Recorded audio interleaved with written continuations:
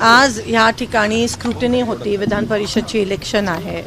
काल आमचा कॅन्डिडेट या ठिकाणी आमचा कॅन्डिडेट आदित्य फत्तेपूरकर महाविकास आघाडीकडून फॉर्म दिला.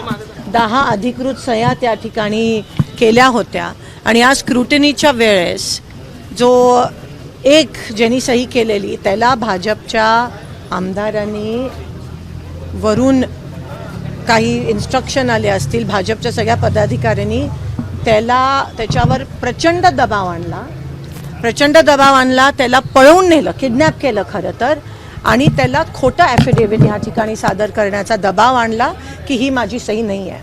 त्या माणसाचं आमच्याकडे रेकॉर्डिंग आहे. त्यांनी काल स्वतः आमच्या कॅन्डिडेटला फोन केला आणि सांगितलं की माझी सही घेऊन जा, म्हणजे खूप प्रचंड दबाव आहे. हे रेकॉर्डिंग आमच्याकडे आहे. ती सही त्याची आहे, दोन्ही सह्या त्याच्या आहेत आणि आमचा पूर्णपणे फॉर्म व्हॅलिड आहे. म्हणून आम्ही कलेक्टरना ह्या ठिकाणी निवेदन केलं, आरोना आणि त्यांच्या सहकार्याने, की ही स्क्रुटिनी ही पारदर्शक पद्धतीत होऊ देत.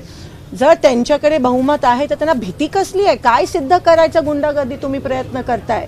होऊ देत नाही इलेक्शन. एवढं काय तुम्ही खालच्या पातळीला जाऊन एवढा दबाव, दोन्ही ज्यांनी कॅन्डिडेटनी फॉर्म भरलेले त्यांच्यावर हा दबाव की एका सिग्नेटरीला इनव्हॅलिड करणं, म्हणजे किती गलिच्छ राजकारण आहे. लोकशाही पद्धतीत होऊ देत असं मी कलेक्टरना सांगितलं. तुम्ही कोणत्या पक्षासाठी सेवा नाही करत आहे, तुम्ही देशासाठी सेवा करताय. हा भान ठेवून तुम्ही त्या पद्धतीत निकाल द्या.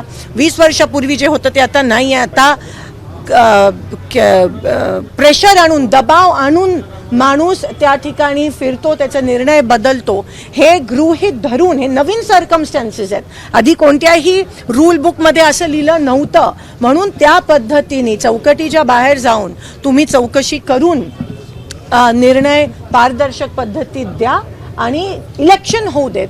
बिनविरोध नाही झाली पाहिजे, कारण का आम्ही सह्या 10 जणांच्या व्हॅलिड अधिकृत सह्या या ठिकाणी आणल्या. या संदर्भात ॲफिडेव्हिट जिल्हाधिकाऱ्यांसमोर दाखल केलेला आहे की माझी सही बोगस आहे. काल त्यांचं बोलणं झालं. आदित्य फत्तेपूरकरजींबरोबर ते गेले 25 वर्ष काम करतायत. लोकसभेत पण त्यांनी आमचं काम केलं होतं आणि आता दबावापोटी किडनॅप करून दबावाखाली आणून प्रचंड त्यांना एक प्रकारच्या धमक्या देऊन खोटा ॲफिडेव्हिट सादर करणं किती वेळ लागतो ह्याच्यामध्ये? 100% ह्याच्यामध्ये काय जर तुम्हाला तफावत जाणून आली तर ती निवडणूक स्थगित केली पाहिजे. बिनविरोध होऊ नका देऊ, कारण का हे व्हॅलिड आहे. हे दबावापोटी झालंय, भीतीपोटी झालंय. हे पूर्णपणे निष्पन्न होत आहे आणि म्हणून निवडणूक योग्य त्या पद्धतीत झाली पाहिजे, पारदर्शक पद्धतीत. आता आपल्या अर्जाची स्थिती काय? आपला उमेदवाराचा अर्ज बाद झालेला आहे की अजून निकाल देणार आहेत? निकाल द्यायच्या आधी आम्ही सगळे त्यांना भेटलोय. आमचं हिअरिंग पण त्या ठिकाणी झालंय आणि एवढीच अपेक्षाच करू शकतो कलेक्टरकडून. एक आशेचं किरण आपल्याकडे ह्या देशाचे अधिकारी आहेत जे पारदर्शकपणे होऊ शकतात. ते देश सेवा करतायत, ते कोणत्या पक्षाची सेवा करत नाहीत. ह्याचा भान सगळ्या अधिकाऱ्यांनी ठेवावा.